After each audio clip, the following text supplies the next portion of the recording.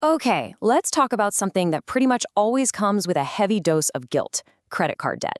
You know the drill. All the advice out there is basically a giant flashing sign that says, pay it off now. And honestly, for good reason. But today, we're going to look at this with a bit more nuance. We're going to cut through that guilt and get real about when carrying a balance might actually be a smart, strategic move. So, let's just ask the big question right out of the gate. Is all credit card debt bad? The easy answer, the one everyone gives, is yes. But the smart answer? Well, it's a little more complicated than that. And that's exactly what we're going to unpack right now. Now, before we get into the exceptions, we have to start with the foundation. We have to talk about why that standard advice exists in the first place. And it all comes down to one really powerful and kind of scary concept: the high interest trap. So here's our default rule. This should be your baseline, your financial North Star, always. The rule is pay it off aggressively. Anytime you decide to do something different, it needs to be a conscious, strategic choice, not something you just kind of drift into. This single number tells you almost everything you need to know: 29%.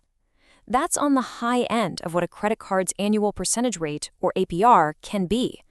To put that into perspective, it's like paying a massive tax on every single thing you buy with that card. It's one of the fastest ways to make your money actively work against you. All right, let's get into it. Now that we understand why the default rule is so important, we can start to explore those exceptions. These are the specific, calculated moments when carrying a balance isn't a total financial disaster and might even be a pretty smart play. We're going to focus on 4 main scenarios where this can work. First, and this is a big one, taking advantage of those 0% intro APR offers. You know, the ones that let you pay for a big purchase over time without interest piling up. Second, using a card as a lifeline for a true emergency when you don't have the cash on hand. Third is something for the pros: reward leverage. This is where you might carry a balance for like a month to hit a massive sign-up bonus that's worth way more than the tiny bit of interest you pay. And finally, using other low-rate promotions for a specific planned purchase. You see the theme here, right? They're all temporary, they're all intentional, and they all have a clear finish line. And this shows you exactly how one of those 0% offers works. You get this amazing honeymoon period, anywhere from 12 to 21 months, where your balance doesn't grow from interest. The absolute key is setting a hard deadline, a payoff goal, before that period ends. Because when it does, you hit an interest rate cliff, and that rate suddenly skyrockets. Without a plan, this amazing tool turns into a nasty trap. Now let's be crystal clear about what we mean by a true emergency. This is not a sale on a new TV or a last-minute trip. No way. We're talking about critical, unexpected stuff. A huge medical bill, your car's transmission blowing up, or losing your job when you don't have an emergency fund ready to go. In those moments, a credit card is a lifeline, not a luxury. And this is the golden rule that connects every single one of these smart scenarios. It doesn't matter if it's a 0% offer or a real emergency. If you are going to carry debt, you absolutely must have a clear, realistic plan to get that balance back to zero. Just hoping for the best? That is not a strategy. Okay, so we've talked about the when you can. Now let's flip the coin and talk about the when you absolutely should not.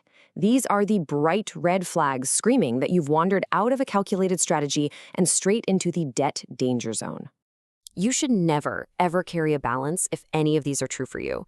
If your interest rate is high, and let's say anything over 12% is getting up there. If you look at your bill and realize you can only afford the minimum payment. If the debt is from buying stuff you don't actually need, or if you're already trying to juggle other high-interest loans. These are signs to hit the brakes and attack that debt now. You know, this slide really sums up the whole thing perfectly. On the left, you've got a strategy. It's using a tool like a 0% APR for something important, like an emergency, and you've got a solid plan to pay it off. On the right, you've got a trap, a high APR, just scraping by with minimum payments and spending on non-essentials. The difference? It all comes down to intention and control. So we've gone through all the theory. Now, the big question is, how do you actually apply this to your life? This is where we take all this information and turn it into a real, concrete action plan. Let's make this personal for a second. Take a look at your own situation. What's your plan? Are you in a good strategic spot? Or are you seeing some of those red flags we just talked about? You know, just asking yourself that question is a huge first step toward taking back control. Okay, so here's a little challenge for you. First, go grab your latest credit card statements. Step 2, do the math. Figure out exactly how many actual dollars you're paying in interest each month. And third, be really honest with yourself and put your debt into one of two buckets. Is it an okay for now, strategic balance with a payoff plan? Or is it in the payoff aggressively danger zone? And let's end on this thought right here. The goal isn't to feel guilty about debt. It's to replace that guilt with clarity. It's about swapping the stress of not knowing with the confidence of having a real strategy. Because making smart decisions about debt isn't just about money, it's about buying back your peace of mind.